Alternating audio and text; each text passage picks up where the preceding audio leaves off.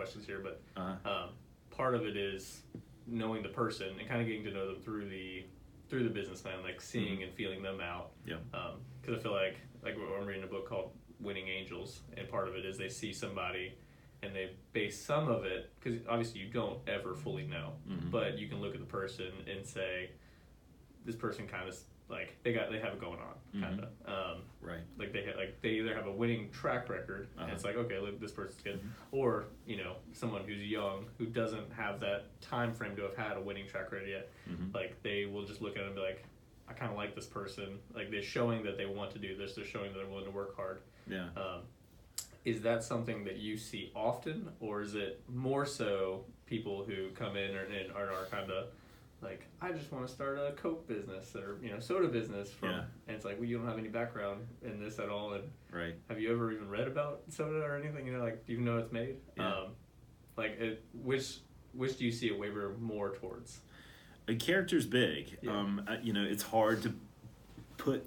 It's hard to quantify character in a credit memo, when you're presenting something or when you're approving something. Yeah. But it's big. You want to kind of know what their history is, and again, that business plan really kind of shows their, I guess their intellect. I mean, just their ability to get in and understand it. Can they? Can you and I sit down at this table and in a 30, 45-minute conversation, can you make me understand it? Right. Because a lot of times you'll leave and you're just as confused about what is this guy even trying to do? Yeah. Or if you understand what he's trying to do, what makes him think it can be done? Right. That he's got the formula, because there aren't many industries out there that are just virgin and untouched. Right. That someone is going to bring into Someone's the world. in there some way, in some fashion. Yeah. So what makes you think you can do it bigger or better or at all if there has been some failure in that industry? For sure. It's hard to quantify. I'm never going to probably approve a loan just because, God, this guy's got it. Yeah. You've got to still. Yeah, I mean, there's definitely characteristics that point outside of the factor of the person. Yeah. But you want to see that. I mean, it's certainly part of that decision. Yeah. So, and part of what made me think of that was the Steve Jobs has that quote of, like, you don't hire someone because of always just the facts or the qualifications, but you hire them based on the person. Yeah. And hopefully they have the facts and the qualifications. Right. Again, I mean, but going back to the branch, the retail, the consumer side, you do. I mean, it is just the facts. Yeah. I mean, and if you can't make your package support it, then that struggles. So. Yeah. But anyway. Makes sense. Yeah. So, all right. So whenever somebody comes to you, whether it's already an existing business or whatever, well, we kind of answered this a little bit, but is there like one specific thing that you look for? Like, or if there was something that you really want to see, what would that thing be? The first thing that, always kind of, all right, let's chase this, let's go after this pretty hard, this sounds like a deal, is, kind of where is, and this is more for an existing company, because if you're going to be a new company, that adage, you can't borrow your way out of debt. What are we trying to do? Are we and people usually aren't going to come out and tell you this, but are we masking something that has not, worked? If you got all this old inventory that you can't sell to get the cash out, so you've come to me to get cash, and you're probably never going to, understanding that, being honest, there are plenty of times where things have gone bad and we need to help you work out of it. Kind of how open and honest people are being. Are they only telling you what they want you to know versus kind of the whole picture? So understanding the ask, I guess, is what is initially big for me, because I've got lending authority and I can approve certain things, but over that, I've got to take it to somebody else. And, I've got to understand it, believe in it to the point where you want to do that. So, then you get into financial information, then you get into, updating the information that you have. But I guess from the borrower standpoint, being as clear and succinct as what you're actually coming there for. Yeah. Like if I'm buying a building, I'm buying I need to expand. I've got more things I need to store. We're need a bigger shop and things like that. But so many times we deal in working capital, cash flow, how the money is moving through the business, and that's an art, to say the least, because you've got to kind of figure out where the funnel is. Why is the cash getting real short right here, and why can't you get to where it's coming back in? So and then if the borrower doesn't understand, he just knows I can't make payroll this week. I need to borrow some money. Yeah. Well, that's a Band-Aid. That doesn't. Why are we not making? So, and then that really is eye-opening or kind of eyebrow raising when you realize that maybe they don't understand that cycle and what's starting to happen. Yeah. So, just know your business. Know it better than I know it. Right. Be able to explain it to you. Yeah, exactly. So I'm not sure if that answers your question. No, that does. It kind of sparks another question. Sorry. Oof. Oh man, I kind of forgot what my question was.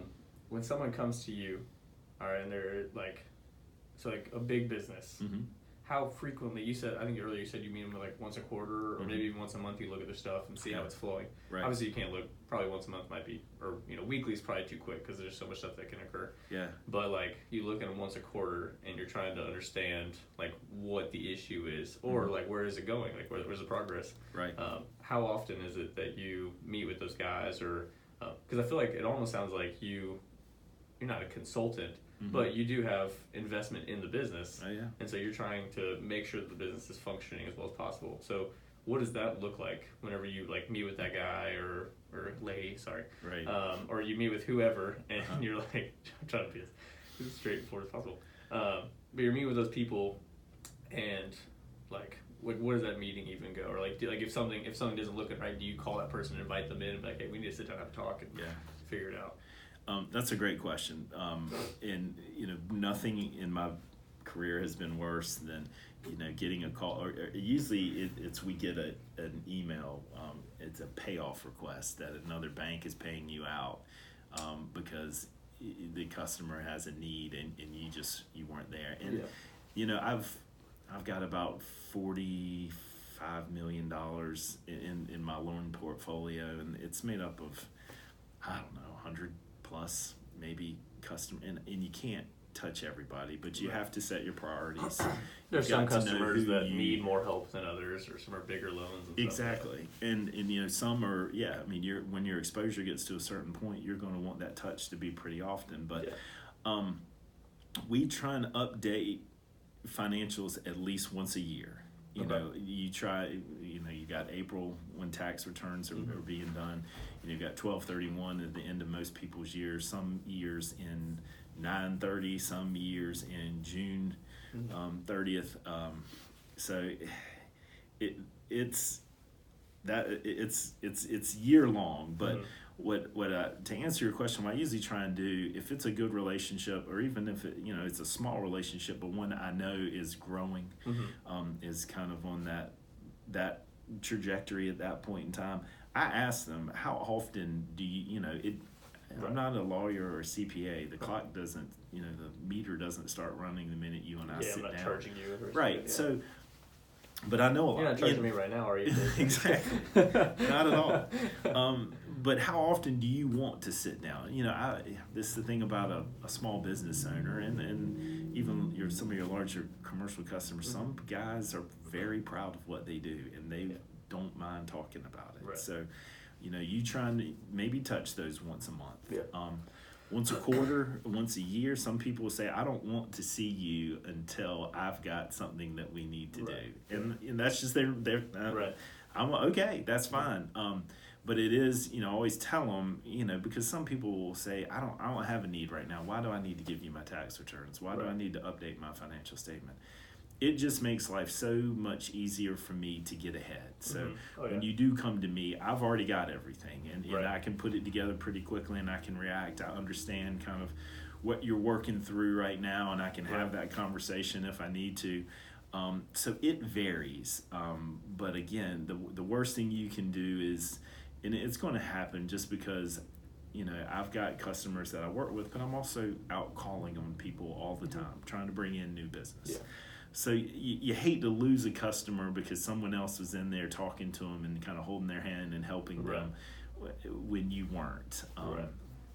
But it's also, on the customer a little bit to reach out to you and say, hey, I need some help. I had a call right before you got here. A guy just wanted to talk through, we started a plan for him several years ago, and he's kind of getting towards the end of that, and he said, well, is this something we can do to kind of help me finish this up, and just to kind of talk it through. So I don't know, it's so different because people are so different. Some people want, I think they would call you every day if they could.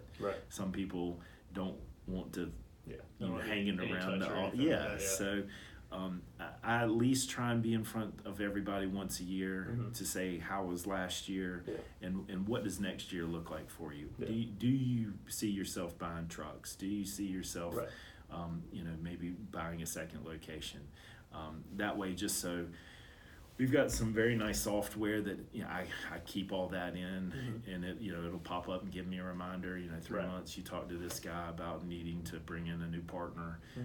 Probably a good time to follow back up with a phone call. So you try and manage that process without too much of it falling between the cracks. But that's very customized depending on the customer. What they want to do and stuff.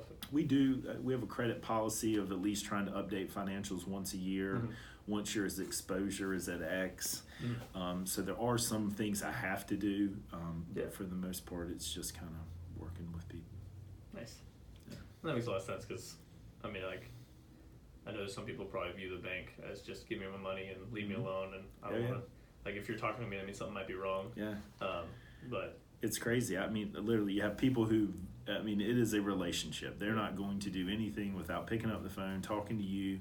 Because I keep spreads, like I said, we can look at it and we can stress it. All right, if we take this payment to here, this is how it's going to impact you.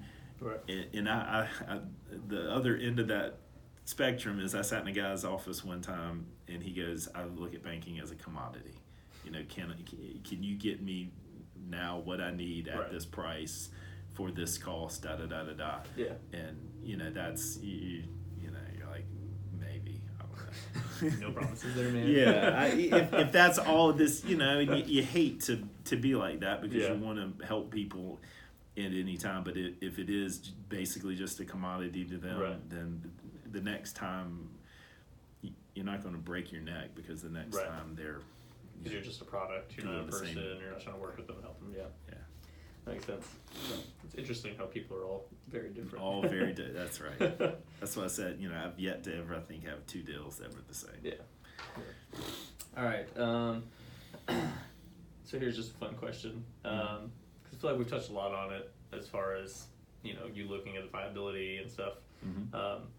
And, well, actually, before we get to the fun question, I'll save that one for a second. So for anybody who's watching this, probably classmates, because I don't know who else will be watching this video. What does a typical loan look like or not a typical loan, but like what are possible loans? So I know I've talked to you some about it in the past, but you have angel investors and venture capitalists who use their own cash to do it, and this isn't your own cash, it's the bank's cash. So what is a loan or possible loans? Just a couple generic descriptions, if you could give us some. Okay. I guess to get even in front of that, banks lend out money we have on deposits. So for every dollar we have that we bring in the checking, there's certain ways we have to leverage it and certain money that we have to hold in reserve. But basically, the money that you put into your checking account, we lend out, or at least a percentage of it. So to be good stewards of that money and not put that we have to go through a whole credit process, and that's why we try and be very diligent in the loans that we make and how we make them. So most people don't know that. I don't know where they think the money comes from that we lend out, but it's basic, and we also borrow money from the Fed, or you can borrow money from other banks, but you have to